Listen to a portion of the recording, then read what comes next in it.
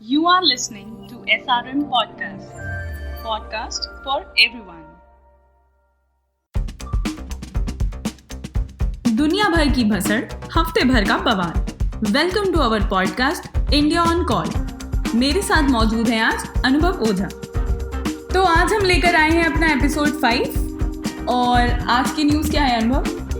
आरुषि, आज की न्यूज़ जो है वो 7 सिस्टर्स में से एक स्टेट की है, नागालैंड, जिसकी जो मेन पॉलिटिकल पार्टी थी नागास की, NSCN-IM, उसने 2015 में भारत सरकार के साथ एक फ्रेमवर्क एग्रीमेंट साइन किया था ताकि वहाँ पर जो आर्म्ड कॉन्फ्लिक्ट चल रहा था, आर्म्ड रिवॉल्यूशन चल रहा था, वो हथियार डालकर peaceful revolution of the conflict करें। तो वो जो एग्रीमेंट 2015 में साइन हुआ था, उन्होंने वो एग्रीमेंट 14 अगस्त 2020 को पब्लिक डोमेन में कर दिया, यानी कि वो जनता के सामने वो एग्रीमेंट रख दिया कि वो एग्रीमेंट के क्या पॉइंट्स है। इसी बारे में बात करेंगे हम आज। तो अभी आपका पिछले हफ्ते के बवाल कैसे कटे? सब बढ़िया, एकदम चिल? हाँ ऋषि, एकदम चिल हफ्ता बीता और मैं बहुत एक्साइटेड था इसको रिकॉर्ड करने के लिए, क्योंकि मुझे लगा कि नागालैंड, नागाज, वहाँ पर क्या बात चल रही है, उस पर हमारा जो मेनलैंड इंडिया है उसको, उसके बारे में कुछ ज़्यादा खबरें आती नहीं है। तो मैं बहुत एक्साइटेड था इसके बारे में बात करने। जहाँ पे हम घूमने के हमेशा इतने प्लान्स बनाते रहते हैं कि हम वहाँ घूमने जाएंगे और हमारे वेकेशंस बनाने जाएंगे, तो मुझे लगता है कि उसके बारे में तो जानना बहुत ही ज़रूरी है। बिल्कुल। तो ठीक है, हम फिर आगे बढ़ते हैं और अपने टॉपिक पे आते हैं। तो अनुभव ने जैसे कि बताया कि हमारा टॉपिक है कि गवर्नमेंट ऑफ इंडिया और NSCN-IM, यस, जो नागालैंड की एक पार्टी है, उनके बीच में एक अग्रीमेंट साइन हुआ था 2015 में एक अकॉर्ड साइन हुआ था, जो कि NSCN-IM पार्टी ने पब्लिक में रिवील कर दिया है। हाँ, पब्लिक में दिखा दिया है कि उसमें है क्या और उसके अग्रीमेंट के पॉइंट्स क्या हैं। करेक्ट? बिल्कुल। ओके, तो अनुभव, सबसे पहले हम इससे शुरू करते हैं कि नागास कौन है? आरुषि, नागा जो है वो ट्राइबल लोग हैं जो इंडो मंगोलाइड उनकी रेस है। वो इस वक्त जो इंडिया का नॉर्थ ईस्टर्न इंडिया है, नॉर्थ ईस्टर्न हिमालय रीजन जो है और कुछ नॉर्थ बर्मा का रीजन, ये ट्राइब वहाँ पर रहती है। इस ट्राइब में लगभग 25 लाख लोग हैं, जिसमें से 18 लाख लोग नागालैंड में रहते हैं और लगभग 6 लाख 60, माफ करिएगा, 60,000 नहीं, लगभग 6 लाख लोग मणिपुर में रहते हैं। ओके। और लगभग 1 लाख लोग उसमें से अरुणाचल प्रदेश में रहते हैं और काफ़ी हद तक लोग नॉर्दर्न बर्मा और आसाम में भी रहते हैं। ओके, तो हम कह सकते हैं कि ये पूरा डेमोग्राफी नागास का है और ये पूरा जो भी एरिया है, जो छोटे छोटे एरियाज जहाँ के भी, वो सब नागास उसको कवर करते हैं। हाँ। तो हम ये नहीं कह सकते कि सिर्फ नागालैंड में ही नागास रह रहे हैं, क्योंकि मेजरली नागालैंड में रहते हैं तो उनको उनके नाम से जाना जाता है। हाँ, राइट। तो क्या अनुभव, हम थोड़ी नागालैंड की हिस्ट्री के भी बारे में बात कर सकते हैं कि नागालैंड, क्योंकि जैसे कि हमें पता है कि मणिपुर, जो कि शायद बाद में एक स्टेट फॉर्म हुआ था, हाँ, लेकिन नागालैंड तो जब तक इंडिया भी और सब स्टेट्स को कंबाइन करके फॉर्म नहीं किया गया था, इंडिया एक डेमोक्रेटिक कंट्री नहीं बना था, उसके पहले से नागालैंड खुद को, नागा ट्राइब बहुत पहले से ही खुद को मतलब जानती है और वो लोगों का बहुत ज़्यादा नोन है कि नागा ट्राइब अपने आप को सबसे पुराना कहती है। हम जानते भी हैं इस बात को। तो मैं अनुभव एक बार लिसनर्स के लिए नागालैंड की हिस्ट्री आपसे जानना चाहूँगी। आरुषि, नागालैंड जो स्टेट है उसकी लोकेशन बहुत ही स्ट्रेटेजिक है। ओके। नागालैंड स्टेट जो है वो इंडिया का ईस्टर्न फ्रंटियर पर है, जो कि म्यांमार से बॉर्डर करता है। जी, म्यांमार। जी। नागालैंड में जो लोग रहते हैं वो मंगोलाइड रेस के होते हैं। जी। और मैं ये बताना चाहूँगा कि नागालैंड ब्रीफली बर्मा, यानी कि जो आज का म्यांमार है, जी, उन्होंने उस पर रूल किया था। लेकिन जब ब्रिटिशर्स इंडिया आए और उन्होंने जो हमारे 7 सिस्टर हिल स्टेट है उसका एनेक्सेशन किया, तो उन्होंने नागालैंड को फॉर्मली इंडिया में इंडक्ट कर लिया। जी, थ्रू एनेक्सेशन। जी। और 1963 में नागालैंड को स्टेटहुड का दर्जा मिला और उनको स्टेट हेड का दर्जा तो मिल गया, लेकिन नागालैंड हमेशा से खुद का अपना एक देश चाहता था। जो नागा के लोग थे, नागा जो ट्राइब, एक अलग कंट्री चाहते थे। तो उसके लिए वो लोग काफी समय से एजिटेशन कर रहे थे जब हमारा देश आजाद हुआ उसके बाद, और उन्होंने गोरिल्ला वॉरफेयर भी अपनाया। लेकिन 1975 में एक शिलोंग में एक अकॉर्ड साइन हुआ था, जिसके तहत उन्होंने जो है वो आर्म्ड रिवॉल्यूशन जो है वो उसको छोड़ा, और वो पीसफुली अपनी जो उनकी आइडेंटिटी थी उसके बारे में वो बात उन्होंने स्वीकार किया हम कि उसके बारे में बात करेंगे। और महत्वपूर्ण बात ये है कि जो अपना वो सॉवरेन स्टेट चाहते थे 1975 में, उन्होंने वो डिमांड भी छोड़ दी। तो आपने नाम लिया एक पार्टी NSCIM, हाँ, जो कि हमने न्यूज़ में भी पढ़ा। तो अनुभव, NSCIM क्या है और NSCIM का क्या रोल है इस पीस अकॉर्ड में या फिर नागालैंड के लिए अलग कंट्री डिमांड करने में? आरुषि, जैसे मैंने अभी तुमको बताया कि 1975 में शिलोंग अकॉर्ड साइन हुआ था जी। तो जो शिलोंग अकॉर्ड साइन हुआ था वो गवर्नमेंट ऑफ इंडिया और नागा नेशनल काउंसिल के बीच में वो अकॉर्ड साइन हुआ था जी। तो उस अकॉर्ड के तहत यही बात हुई थी जो मैंने तुम्हें बताया कि वो लोग जो है वो आर्म रिवॉल्यूशन छोड़ देंगे, हथियार डाल देंगे और सॉवरेन स्टेट की जो उनकी डिमांड है उसको वो छोड़ेंगे। और लेकिन वो नागा लोगों के लिए एक सेपरेट आइडेंटिटी चाहेंगे, एक ऑटोनॉमस रीजन चाहेंगे with in the framework of Indian constitution. कि इंडियन बाउंड्रीज के तहत वो इंडिया के बाउंड्री के अंदर रहेंगे, लेकिन उनका जो रीजन रहेगा वो ऑटोनॉमस रीजन रहेगा जी। लेकिन जो ये आर्म रिवॉल्यूशन जो चल रहा था, जब ये 1975 में जो शिलोंग अकॉर्ड साइन हुआ तो कई लोग जो उस पार्टी में थे नागा नेशनल काउंसिल में, उनको ये चीज़ पसंद नहीं आई जी। तो उसमें से 140 लोग ऐसे थे जिन्होंने पार्टी छोड़ दी और खुद की एक national socialist council of Nagaland की एक पार्टी बनाई। उसका जो मेन आदमी था जिसने उस पार्टी की स्थापना की, उनका नाम था थ्युंगालेंग म्यूवा। तो और उनके जो दो प्रमुख कमांडर थे वो थे इसाक चित्सीसू जी और SS खापलांग। ओके। तो उन्होंने 1980 में ओके, तो हम इसे ईसा खापलांग और आपने क्या बताया? म्यूवा। ओके, म्यूवा, ईसाक और खापलांग के नाम से याद से याद रख सकते हैं। तो 1980 में ये पार्टी बनी, लेकिन हुआ क्या कि पार्टी में कुछ इंटरनल कॉन्फ्लिक्ट हुए तो पार्टी दो हिस्सों में डिवाइड हो गई। एक धड़ा था NSCN-IM यानी कि म्यूवा और ईसाक का जी, और एक धड़ा खापलांग के साथ चला गया जी। तो जब ऐसा हुआ तो क्या हुआ कि ये पार्टी जो बनी उसमें से जो NSCN-IM वाला हिस्सा था वो काफ़ी प्रोमिनेंट हो गया और खापलांग बैकड्रॉप में चला गया और वो आर्म्ड रिवॉल्यूशन पे उसका फोकस ज़्यादा हो गया जी। तो ये इस पार्टी का थोड़ा ब्रीफ है जो मैं आपको बताया। ओके। तो हमने क्योंकि न्यूज़ में है कि उन लोगों ने GOI गवर्नमेंट ऑफ इंडिया ने और इस पार्टी ने NSCIM ने एक पीस अकॉर्ड साइन किया है। तो अनुभव, मैं आपसे जानना चाहती हूँ कि ठीक है, ये सब जो भी नागालैंड की डिमांड्स थे या उन पार्टी के डिमांड्स थे, मैं जानना चाहती हूँ कि भारत सरकार गवर्नमेंट ऑफ इंडिया ने कब से इस पीस के लिए कदम उठाने शुरू किए थे? मतलब उन्होंने कब से कदम उठाए और क्या क्या कदम और कैसे कैसे कदम उठाए? ओके आरुषि, सबसे पहले तो मैंने ये बात तुमको बताई है कि उन्होंने 14 अगस्त 1947 में जब हमारा देश आज़ाद हुआ उसके एक दिन पहले ही नागाज ने ये घोषणा की कि हम एक अपना अलग देश चाहते हैं जी। ठीक है जी। लेकिन हमने इंडियन गवर्नमेंट ने उसको उतना तवज्जो दिया नहीं और उनकी जो इंसर्जेंसीज थी उसको क्रश किया और कभी भी उसको उस मैटर को इतना हाईलाइट नहीं होने दिया। जैसे कश्मीर का इशू, वो काफी हाईलाइटेड इशू है, सबको पता है, लेकिन जो नॉर्थ ईस्टर्न प्रॉब्लम्स है वो इतने हाईलाइटेड नहीं है, वो मेन न्यूज़पेपर्स में आते नहीं है जी।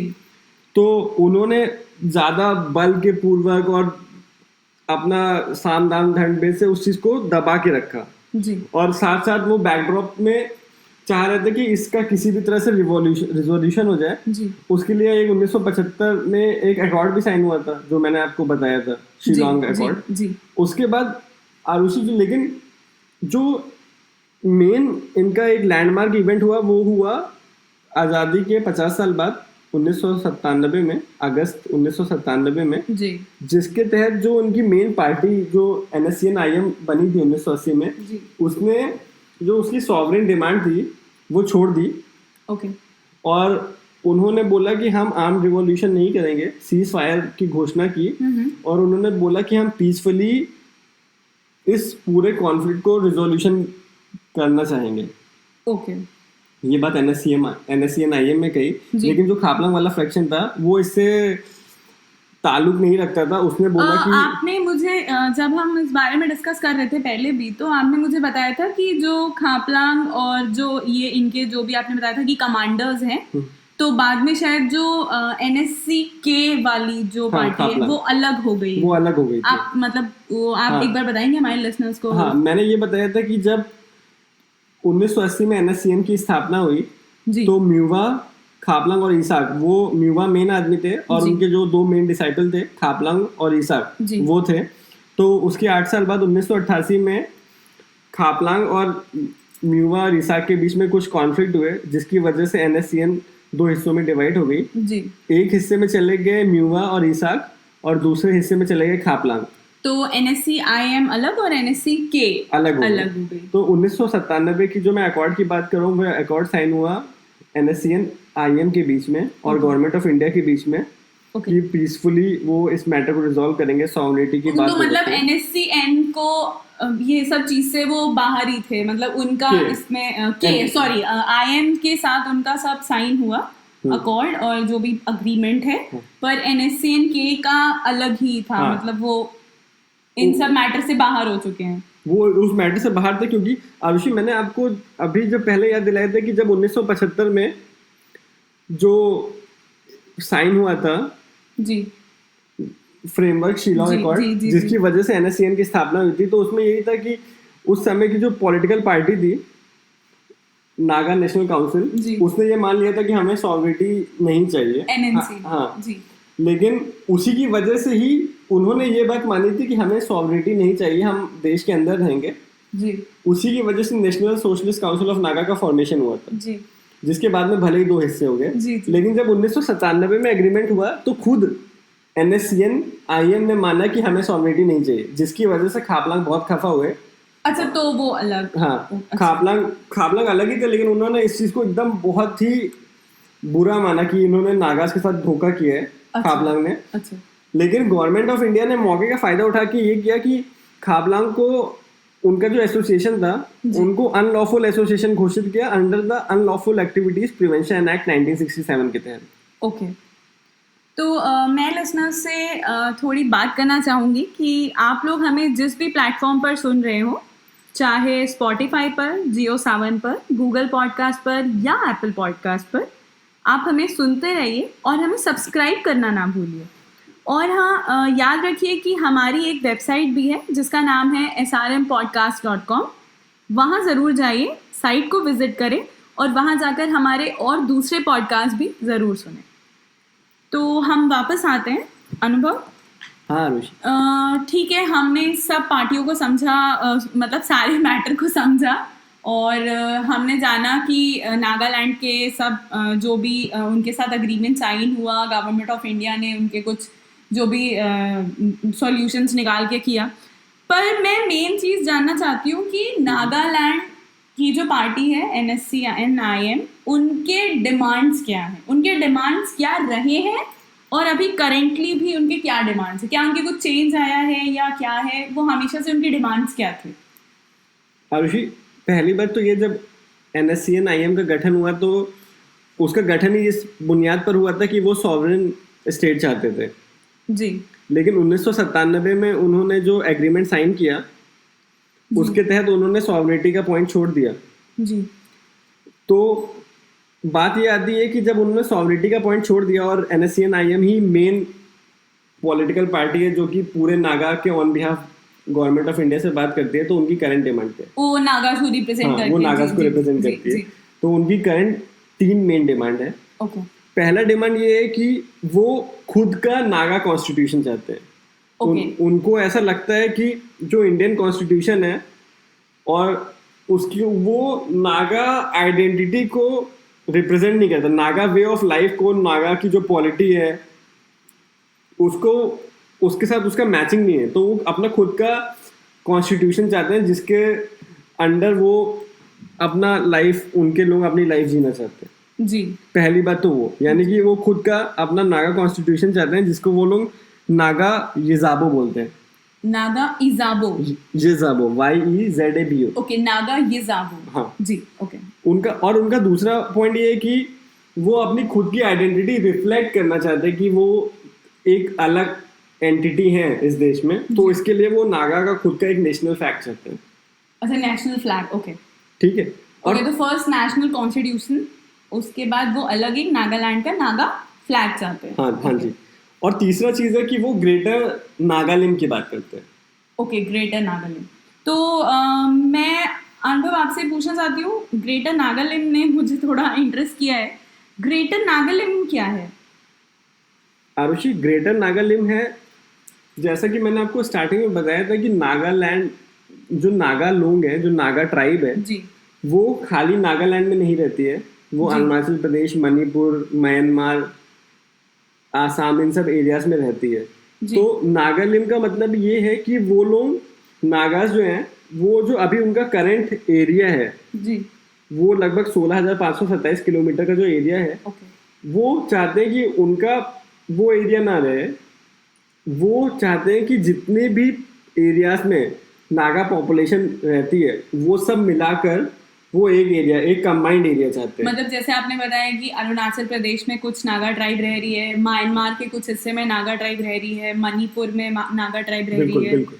और आपने बताया था सिक्किम में शायद नहीं, सिक्किम में नहीं, आसाम में शायद नागा ट्राइब रह रही है। तो जहाँ जहाँ पर भी उनकी ट्राइब के लोग हैं, वो उन सबको मिला के कॉन्स्टिट्यूट करके अपनी एक अलग कंट्री फॉर्म करना चाहते हैं। कंट्री फॉर्म नहीं करना चाहते, क्योंकि उन्होंने तो अब 1997 के अकॉर्ड के तहत मान लिया उसे, मतलब वो एक नागालैंड का नाम देना चाहते हैं। हाँ, वो एक नागालैंड बनाना चाहते हैं कि जहाँ पे सारे के सारे, मतलब जो 16,527 किलोमीटर का जो स्क्वायर किलोमीटर का जो अभी नागालैंड स्टेट है, वो उसकी जगह लगभग 1,20,000 स्क्वायर किलोमीटर का ग्रेटर नागालैंड चाहते हैं, जिसमें सारे के सारे नागा ट्राइब्स जहाँ जहाँ रहते हैं वो मिलाकर एक एंटिटी बन सके। और मतलब वो ग्रेट नागालैंड का जो वो फ्लैग चाह रहे हैं, वो नागालैंड को ही रिप्रेजेंट करे, वो कॉन्स्टिट्यूशन ग्रेट नागालैंड को ही रिप्रेजेंट करे। बिल्कुल जी ओके। तो अनुभव, मैं वापस से हमारे इस करंट टॉपिक पर आती हूँ कि जो फ्रेमवर्क अकॉर्ड साइन हुआ 2015 में, आपने बताया था, उसमें था क्या? उसमें क्या था, क्या अग्रीमेंट्स में क्या हुआ था, और आपको क्यों लगता है कि ऐसा क्यों किया होगा NSCN-IM ने? मतलब इसके पहले कि आपने बताया कि शायद क्यों रिवील किया एग्रीमेंट? हाँ, मतलब क्यों रिवील किया उन्होंने अग्रीमेंट, और ऐसा क्या हुआ कि उन्होंने मतलब अग्रीमेंट साइन होने के बाद, सब कुछ पीसफुली रन होने के बाद, उनको पब्लिक के सामने इस चीज को दिखाने की क्या जरूरत पड़ गई? ओके आरुषि, सबसे पहले तो मैं ये बताना चाहूंगा कि एग्रीमेंट हुआ कैसे। जी। तो हर देश की कुछ अपनी इंटरनल और एक्सटर्नल प्रॉब्लम्स होती हैं। जी। जैसे हमारे देश की अगर मैं 2-3 एक्सटर्नल प्रॉब्लम्स के बारे में बोलूं तो सबको पता है, पहली तो पाकिस्तान है जी, दूसरी चाइना है जी, तीसरी ये है कि हमारा देश एनर्जी रिजर्व हमारे देश के पास नहीं है जी।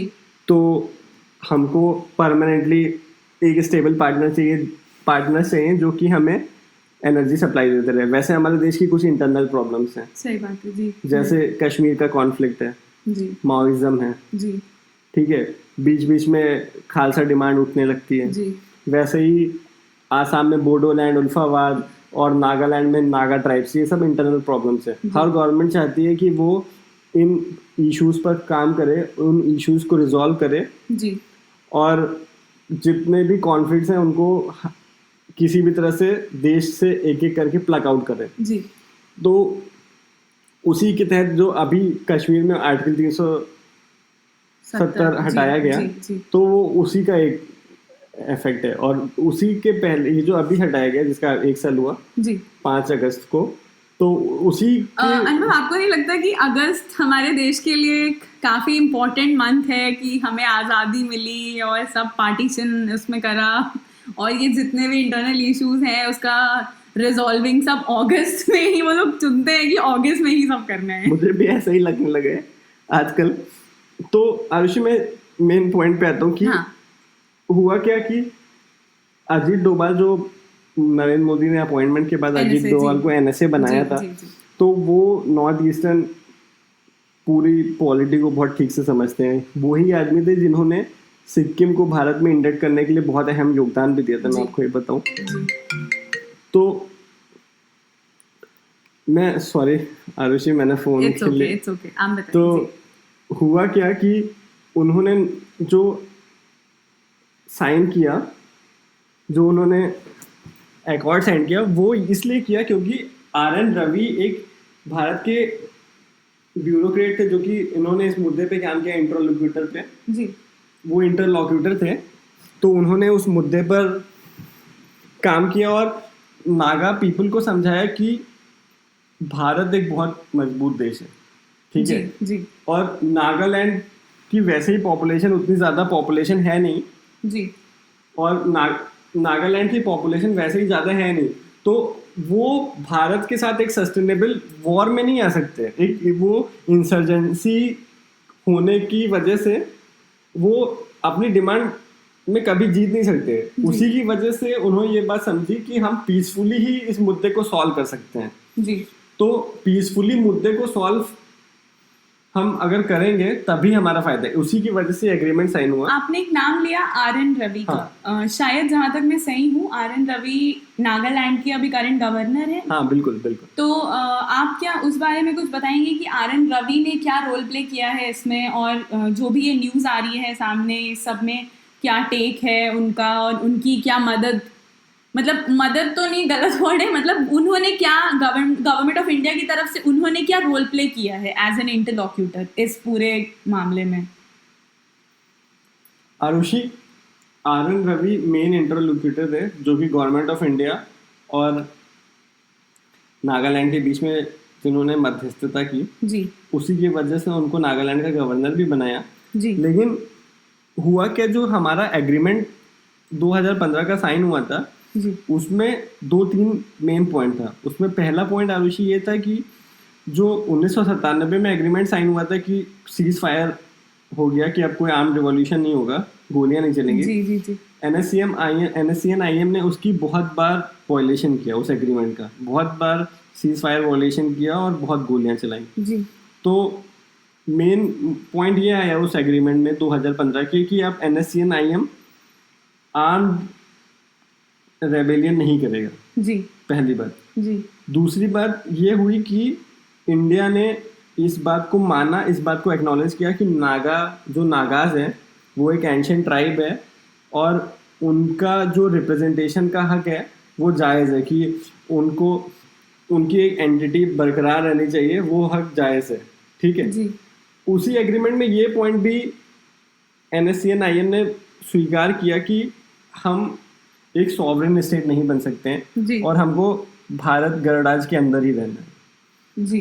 अनुभव, ये एक और बात मैंने भी पढ़ा कि कुछ समय पहले की जो आर.एन. रवि हैं वो पहले मेघालय के भी गवर्नर रह चुके हैं।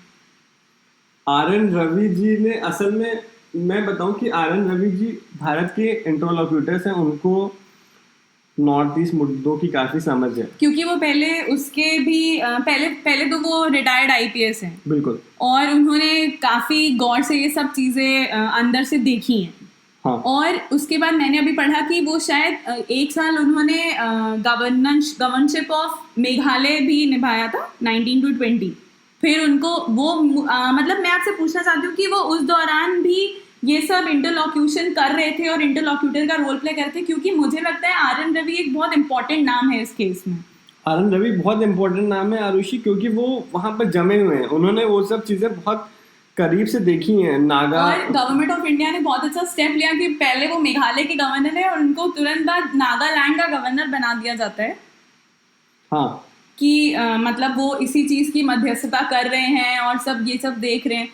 तो न्यूज़ में जब आया अनुभव कि उन्होंने जो कॉपी NSCIM ने रिवील करी पब्लिक को, तो उन्होंने एक ब्लेम किया कि उनको जो कॉपी दी गई है वो ओरिजिनल दी, पर जो उन्होंने प्रेजेंट की है वो एक मैनिपुलेटेड कॉपी है। हाँ। तो अनुभव, मैं आपसे जानना चाहती हूँ कि वो मैनिपुलेटेड कॉपी और उस ओरिजिनल कॉपी में डिफरेंस क्या है? ओके, आरुषि, बात ये हुई कि जब 2015 का अकॉर्ड साइन हुआ तो उसका मेन पॉइंट ये था कि देखो, सिंपल भाषा में समझो तो मेन बात ये समझाई गई कि तुमको भारत के फ्रेमवर्क में ही रहना है जी तुम्हें उसके अंदर रहना है। हम आपकी जो नागा एंटिटी की बात है हम उसको स्वीकार करते हैं जी। कि आपकी खुद की एंटिटी होनी चाहिए और एक सेमी ऑटोनॉमस रीजन की स्थापना की जाए जी कि उनका जो एरिया है नागालैंड के आसपास, नागालैंड के आसपास का छोड़िए, जो नागालैंड का ये एरिया है जी जहाँ पे मेनली सब नागास रहते हैं, जो नागालैंड में ही रहते हैं, जी तो वो सारे के सारे लोग अपने आप को कैसे ऑटोनॉमसली गवर्न करें with in the framework of Indian constitution, इसको पीसफुली कैसे इस चीज के एंड रिजल्ट तक पहुंचा जाए जी। तो ये बात हुई थी। तो इसके तहत जो इसके लिए RN रवि को गवर्नर भी बनाया गया जी। तो वो जितनी भी वहाँ पे स्टेक होल्डर्स थे, जितनी भी इंटरेस्टेड पार्टीज थी, जैसे NSCN IM है और वहाँ की जो नेशनल नागा पॉलिटिकल पार्टीज हैं NNGP, तो उनके साथ वो बातचीत कर रहे थे।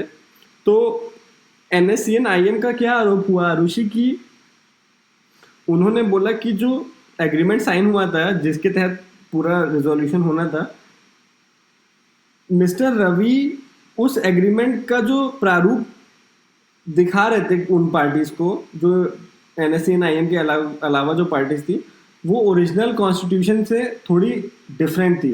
तो उसमें मेजर डिफरेंस क्या था कि जो NSCN IM को लगता था जो एग्रीमेंट है वो ग्रेटर नागालैंड का कॉन्सेप्ट थोड़ा थोड़ा उसमें आता है, मतलब वो जहाँ जहाँ भी नागाज हैं नागालैंड के अलावा वो हर जगह नागा की बात करता है जी मेन एग्रीमेंट। लेकिन मिस्टर रवि कहते थे कि ये जो एग्रीमेंट है वो खाली नागालैंड के लोगों जो नागालैंड में रहते हैं उनके लिए ही, मतलब वो जो दूसरे पार्ट्स में नागा ट्राइब रह रही है वो उनको कंसिडर नहीं करते। हाँ। खाली जो नागालैंड के ही लोग हैं उनको ही कंसिडर। हाँ बिल्कुल जी। और दूसरी चीज ये थी कि जो एक सेपरेट कॉन्स्टिट्यूशन की बात हुई थी कि हमारा खुद का एक सेपरेट कॉन्स्टिट्यूशन होगा जी, उसके बारे में आगे एग्रीमेंट एस्टेब्लिश होगा। लेकिन जो मिस्टर रवि थे वो ऐसा कहना NSCN IM का है कि वो कहते थे कि जो भी चीज़ें होंगी वो इंडियन कॉन्स्टिट्यूशन के अंदर ही होंगी, यानी कि कुल मिलाकर सेपरेट कॉन्स्टिट्यूशन का कॉन्सेप्ट नहीं होगा। अच्छा। तो उनका ये दोनों पॉइंट की वजह से ही NSCN IM को लगा कि जो 2015 का एग्रीमेंट था उसको बहुत ज़्यादा मैनिपुलेट करके मॉडिफाई करके नागालैंड के लोगों को दिखाया जा रहा है, इस मतलब NSCN IM के अलावा जो स्टेक होल्डर्स हैं उनको दिखाया जा रहा है और उनको मैनिपुलेट करने की कोशिश की जा रही है ताकि नागा लोगों में डिवीजन हो और जो उनकी जो इफेक्टिव डिमांड्स हैं वो कभी फुलफिल नहीं हो पाएंगी, क्योंकि वो उन लोगों को आप अपनी तरफ मिला रहे हैं। वो उनका आरोप है कि जो RN रवि जी हैं वो बाकी जो स्टेक होल्डर्स हैं उनको मिला रहे हैं और वो नागा पीपल को डिवाइड कर रहे हैं, वो उनकी डिमांड्स को थोड़ा कमजोर कर रहे हैं ताकि वो चीज मतलब ताकि जो जितना इफेक्टिव बार्गेनिंग नागा कर पाएंगे जी वो नहीं हो पाएगी। इसी वजह से उन्होंने जो पूरा का पूरा एग्रीमेंट था ओरिजिनल कॉपी उसको लोगों के सामने दिखा दिया कि देखिए भाई साहब, वो कह रहे हैं कि ओरिजिनल, हाँ वो ओरिजिनल एग्रीमेंट था, वो दिखा दिया कि देखिए भाई साहब, पूरी दुनिया को दिखाया कि ओरिजिनल एग्रीमेंट ये था। लेकिन जो रवि साहब है वो एग्रीमेंट कुछ मॉडिफाई करके उसकी कुछ मैनिपुलेट करके प्रेजेंट कर रहे हैं जो कि नागा लोगों की डिमांड को कमजोर करता है। ओके, तो अनुभव ज़्यादा टाइम ना लेते हुए मैं बस आपसे कंक्लूसिवली पूछना चाहती हूँ कि आपको क्या लगता है कि कब तक ये जो मामले हैं, वैसे तो ये मामले आज से नहीं है, 50 साल जब से आज़ादी का हम आज़ाद हुए हैं या उसके पहले से भी ये सब मामले चलते आ रहे हैं, चाहे वो खालसा हो, चाहे बोडोलैंड का मामला हो, चाहे ये नागालैंड का मामला हो या नागा ट्राइब का मामला हो, और भी बहुत सारे मुद्दे हैं जो कभी ना कभी समय लेकर उठते रहते हैं। तो आपको क्या लगता है कि आज जो सरकार है या जो पहले सरकार थी या जो आने वाली सरकार है, आपको क्या लगता है कि एक क्या चीज़ ऐसी हो सकती है कि ये इन चीज़ों को थोड़ा कम किया जा सके? ओके आरुषि, हमको पहली चीज़ ये समझनी होगी कि हमारा देश का जो डेमोग्राफी है, जो हमारे देश का स्ट्रक्चर है, वो दुनिया के जो बाकी स्टेबल देश हैं उनकी तरह नहीं है। जी। जैसे जर्मन्स का है, जी फ्रांस जो है फ्रेंच का है, जी बिल्कुल जो यूके है वो इंग्लिश का है। लेकिन हम ये नहीं कह सकते कि जो हमारा देश है, हमारा प्यारा हिंदुस्तान है, वो उत्तर प्रदेश वासियों का है या फिर वो तमिल्स का है या राजस्थानी का है। हम कभी भी ऐसा नहीं कह सकते। जी सही बात है जी हमारे देश की जो अनेकता में हमारे देश की एकता है। जी और इसमें आरुषि, ये बात मैं कहते समय लोगों को एक बात याद दिलाना चाहता हूँ कि भले हमारे देश में इतनी विभिन्न भाषाएं हैं कि हमारे देश में बंगाली, तमिल, मलयालम, गुजराती भाषाएं बोली जाती, लेकिन ओवरऑल जो हमारे देश में लोग, भले ही भाषा अलग है, लेकिन हमारे देश को में एक स्टेट से दूसरे स्टेट के मूवमेंट में जो हमारे देश में माइग्रेशन होता है उसमें लोगों को कभी दिक्कत नहीं आती है। जैसे कि हमारे देश के उत्तर प्रदेश और बिहार के लोग महाराष्ट्र जाते हैं तो उनको भाषा की दिक्कत आ सकती है, ये बात मैं मानता हूँ जी। लेकिन जो वहाँ का खाना पीना है, जो गणेश चतुर्थी मतलब है, बहुत डिफरेंस इन कल्चर वो नहीं महसूस ऐसा कोई कल्चरल डिफरेंस बहुत ज्यादा नहीं है जी। और खासकर जब अगर कोई मान लीजिए गुजरात का आदमी है, बंगाल जा रहा है, या फिर आप मारवाड़ियों का एग्जांपल दे दीजिए कि कितने सारे मारवाड़ी राजस्थान में रहते हैं, तो भाषा का डिफरेंस मान सकते हैं, अलग में रहते हैं, भाषा का डिफरेंस मान सकते हैं। लेकिन अगर आप भाषा को छोड़ दें तो हमारे देश के अलग अलग स्टेट्स के लोगों की मिक्सिंग में ज्यादा दिक्कत नहीं होती। लेकिन अगर हम नॉर्थ ईस्ट का मामला उठाएं, लेकिन अगर हम नॉर्थ ईस्ट का मामला उठाएं तो अगर कोई नागालैंड का आदमी या कोई मिजो आदमी जी, या फिर मेघालय की गारो खासी जनते हिल्स के जो ट्राइबल लोग हैं, अगर आप उनको बिहार छोड़ दें जी, या फिर आप उनको ईस्टर्न यूपी में या फिर अगर कोई ईस्टर्न या वेस्टर्न का आदमी उठकर नॉर्थ ईस्ट में जाता है तो उसको भी वही दिक्कत हाँ, उसको भी वही काफी दिक्कत होगी। जी जी। तो ओवरऑल ये मुद्दे खत्म तब तक नहीं होंगे जब तक दो कंडीशन फुलफिल नहीं होती। पहली कंडीशन ये है कि जो हमारे मेनलैंड इंडिया का जो डेवलपमेंट है, आप दिल्ली देखिए, मुंबई देखिए, बैंगलोर देखिए, उनका जो डेवलपमेंट है और जो नॉर्थ ईस्टर्न स्टेट्स का डेवलपमेंट है उसमें जमीन आसमान का फर्क है जी, काफी वहाँ का जो इंफ्रास्ट्रक्चर है, जो वहाँ पे उतना ज़्यादा एग्रीकल्चर नहीं है और वहाँ की जो इंफ्रास्ट्रक्चर कैपेबिलिटीज़ हैं, रोड्स हैं, हॉस्पिटल्स हैं, वो बहुत पुअर है जी। तो वहाँ के लोगों को ऐसा लगता है कि वहाँ के लोग जब दिल्ली आते हैं, जब वहाँ के लोग बैंगलोर जाते हैं तो वो देखते आ रहे हैं इंडिया तो ऐसा है और हम कैसा इंडिया देखते हैं, तो उनको एक एलिनेशन फील होता है। उनको लगता है कि जो गवर्नमेंट की प्रायोरिटी है वो गवर्नमेंट हम लोगों को प्रायोरिटी में लेती ही नहीं है जी। फिर जब उनको इस बात का एहसास होता है तो वो एलिनेट होने लगते हैं और वो एजिटेशन निकलता है, फिर वो एजिटेशन निकलता है। तो सबसे पहले तो जब तक उनका development in parity with other main Indian states नहीं होगा तब तक ये मुद्दे उठते रहेंगे जी। दूसरी चीज ये है कि जैसा मैंने बोला कि वो एक सेपरेट आइडेंटिटी है, उनका खुद का कस्टम है, कल्चर है, जो कि बिल्कुल ही वर्जिन कल्चर है, जो कि टच नहीं हुआ है, उनकी कोई इंटरमिक्सिंग नहीं हुई है। बहुत सारे ऐसे नॉर्थ इंडियन है जिन्होंने गुजरातियों के साथ शादी की होगी, बहुत सारे ऐसे उड़ीसा, मध्य प्रदेश के लोग हैं जिन्होंने बंगाली में शादी की, लेकिन शायद ही कैसा होगा कि नागालैंड के लोगों ने जाके बाहर शादी की या फिर हम लोग वहां जाके या मिजोरम या कहीं मणिपुर, कोई भी किसी के साथ भी ऐसा हुआ। तो हमको उनको एक सेपरेट एंटिटी के रूप में देखना होगा और उनका जो जीवन जीने का ढंग है उनको उस चीज को प्रिजर्व करने के राइट्स देने होंगे जी, ताकि वो अपना एक पीसफुल जीवन जी सके जी। और वो चीज within the framework of Indian constitution ही करना पड़ेगा। अब यही इस अकॉर्ड के बाद यही चीज देखनी है कि ये चीज कहाँ तक हो पाती है कि वो लोग अपने ऑटोनॉमसली वो लोग अपना जीवन जी भी पाए और वो with in the framework of Indian constitution Bharat के अंदर भी रहें और उनके साथ डेवलपमेंट, उनका पूरा डेवलपमेंट होता रहे और धीरे धीरे वो हमारी सोसाइटी में इंडेक्ट भी हो और अपना कस्टम भी बचाएं। ये सारी कंडीशन जब फुलफिल हो जाएंगी तो सारे भारत में जितने भी वो डिस्प्यूट्स हैं, स्पीड है, सब एकदम अच्छे से जीवन जिएंगे। तो आपको लगता है कि भारत सरकार है, करंट बीजेपी सरकार है, उन्होंने इस ओर जो कदम उठाए हैं, आपको लगता है कि वो कुछ शायद अगर 10 में से 10 नहीं तो 10 में से कुछ नंबर उनको दिए जा सकते हैं कि उन्होंने कुछ कदम इस ओर उठाए हैं बढ़ने के लिए और ये कहीं ना कहीं उसको रिजॉल्व करने की कोशिश करी है? बिल्कुल, मैं नरेंद्र मोदी गवर्नमेंट का ये बात तो एक्सेप्ट करता ही हूँ कि जो हमारे मुद्दे थे, मतलब जो इश्यूज जो कि एकदम टच नहीं हो रहे थे, जी, जैसे कश्मीर कश्मीर का मुद्दा, इशू जी, था, जैसे बांग्लादेश का बाउंड्री डिस्प्यूट था जी, जो उन्होंने रिजॉल्व किया, जी। तो वो उन सब चीज़ों को करने का उनका एक विल है, जी, ठीक है, तो वो उस विल को काम करे, लेकिन उस चीज़ को कितना अमली जामा पहनाया जा सकता है, वो कितना, जो कहते हैं ना, you have to read between the lines, कि आप Exactly.